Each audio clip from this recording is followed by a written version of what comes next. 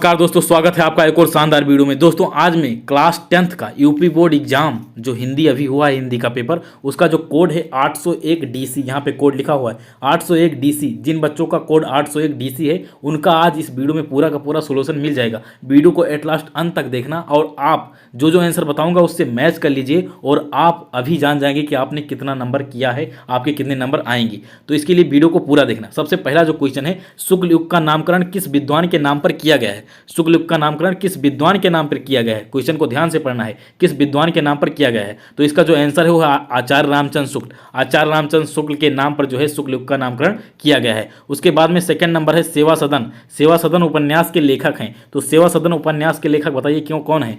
मुंशी प्रेमचंद जी हैं। मुंशी प्रेमचंद जी हैं। ये बहुत इंपॉर्टेंट क्वेश्चन था, इसको मैंने वीडियो में बहुत बार इसको जिक्र किया है, बहुत बार इसका मैंने सोल्यूशन दिया है और पढ़ाया हूँ। तो सेवा सदन उपन्यास के लेखक कौन है? मुंशी प्रेमचंद। उसके बाद में थर्ड नंबर है, शुक्ल युग के नाटककार निम्नलिखित में से कौन नहीं है? तो जयशंकर प्रसाद और हरिकृष्ण प्रेमी, ये तो बहुत प्रमुख नाटककार हैं। उसके बाद इसमें जो बचता है ऑप्शन, वो बचता है बी एंड डी। बी और डी में जो है वो डॉक्टर राम कुमार वर्मा है। क्वेश्चन बैंक में यही दे रखा है, डॉक्टर राम कुमार वर्मा।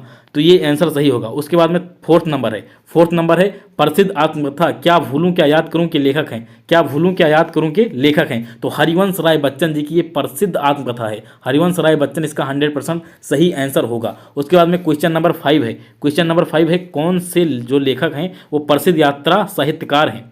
प्रसिद्ध यात्रा साहित्यकार कौन है? तो राहुल सांस्कृत्यायन ये प्रसिद्ध यात्रा साहित्यकार हैं। Rahul Sankrityayan, C number option यहाँ पे जाके सही होगा 5 नंबर का। उसके बाद में 6 नंबर है, रीतकाल के वीर रस के प्रसिद्ध कवि हैं। वीर रस के प्रसिद्ध कवि हैं तो वीर रस के भैया भूषण जो है ऑप्शन नंबर सी, 6 का ऑप्शन नंबर सी, भूषण जो है सबसे प्रसिद्ध कवि हैं। उसके बाद में 7th नंबर है, रामचंद्रिका के रचनाकार हैं। रामचंद्रिका के रचनाकार हैं तो 7th नंबर का है केशव दास जी जो हैं वो बहुत ही प्रसिद्ध रचनाकार हैं। रामचंद्रिका के जो है प्रसिद्ध रचनाकार हैं जो है केशव दास की जो प्रसिद्ध रचना है वो है रामचंद्रिका।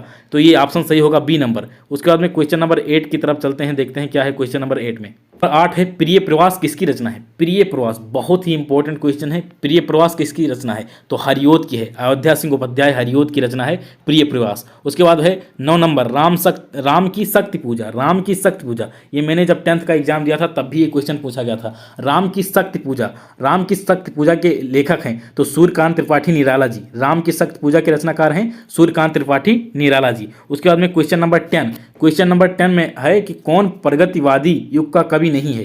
प्रगतिवादी युग का कवि नहीं है, क्वेश्चन नंबर 10 है।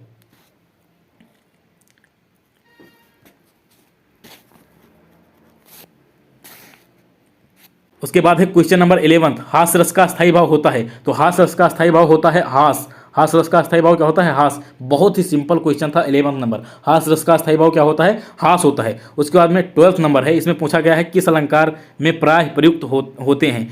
इसका क्वेश्चन जो है 12 नंबर का जो आंसर होगा वो उत्प्रेक्षा होगा। 12 नंबर का ऑप्शन नंबर ए सही है। 12 नंबर का ऑप्शन ये सही है, उत्प्रेक्षा अलंकार। उसके बाद में है 13 नंबर में पूछा गया है कि छंद बताइए। तो इसमें जो छंद है वो सोरठा है। सोरठा छंद इसमें प्रयोग किया गया है। इसमें सोरठा छंद प्रयोग किया गया है, सोरठा छंद, क्वेश्चन नंबर 13 में। आइए अब क्वेश्चन नंबर 14 देखते हैं। 14 क्या है?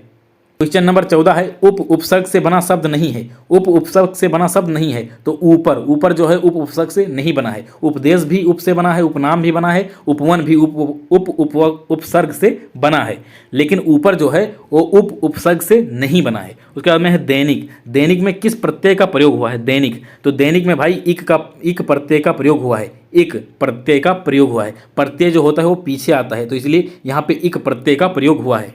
उसके बाद में 16 नंबर क्वेश्चन पूछा गया है कि त्रिवेणी में कौन सा समास है? त्रिवेणी में कौन सा समास है? तो द्विगु समास है। त्रिवेणी में कौन सा समास है? द्विगु समास है। उसके बाद क्वेश्चन नंबर 17 में है गंगा का पर्यायवाची नहीं है। गंगा का पर्यायवाची नहीं है तो 17 में कालिंदी इसका आंसर होगा। बी नंबर 100% सही आंसर है। 17 का बी, कालिंदी इसका जो है पर्यायवाची नहीं है। गंगा का पर्यायवाची कौन नहीं है? कालिंदी जो है गंगा का पर्यायवाची नहीं है। उसके बाद में 18 नंबर में है इत्यादि का सही संधि विच्छेद बताइए। इत्यादि का सही संधि विच्छेद बताइए। तो इत प्लस आदि यही होगा, इत प्लस आदि। 18 का जो ए नंबर 100% सही है, इत प्लस आदि इत्यादि। इत प्लस आदि क्या हो जाएगा? इत्यादि हो जाएगा। उसके बाद में 9 नंबर जो है क्वेश्चन है कि फल शब्द का तृतीया विभक्त बहुवचन रूप है फल का, तो यहाँ पे फले होगा। डी नंबर ऑप्शन 100% सही है, फले है। डी नंबर ऑप्शन सबसे सही है। उसके बाद में क्वेश्चन नंबर 20, हसत धात रूप का जो है वचन एवं पुरुष बताना है। इसमें कौन सा वचन और पुरुष है? तो प्रथम पुरुष है और एक वचन है। प्रथम पुरुष एंड एक वचन है, एक वचन और प्रथम पुरुष, यही है। 20 का सी नंबर सही है। तो आज की वीडियो यहीं पे समाप्त करते हैं, मिलते हैं अगले वीडियो में कुछ इंपॉर्टेंट क्वेश्चन के साथ। अभी मैथ का पेपर है, सारे पेपर हैं, सबका मैं इंपॉर्टेंट क्वेश्चन दूंगा, मॉडल पेपर दूंगा। तो उसके लिए चैनल को सब्सक्राइब कर लीजिए, ऐसे ही वीडियो के लिए नोटिफिकेशन ऑन कर लीजिए, जिससे जैसे ही वीडियो अपलोड करूँ सबसे पहले नोटिफिकेशन आपके पास पहुँचे। मिलते हैं अगले वीडियो में, तब तक के लिए जय हिंद, वंदे मातरम।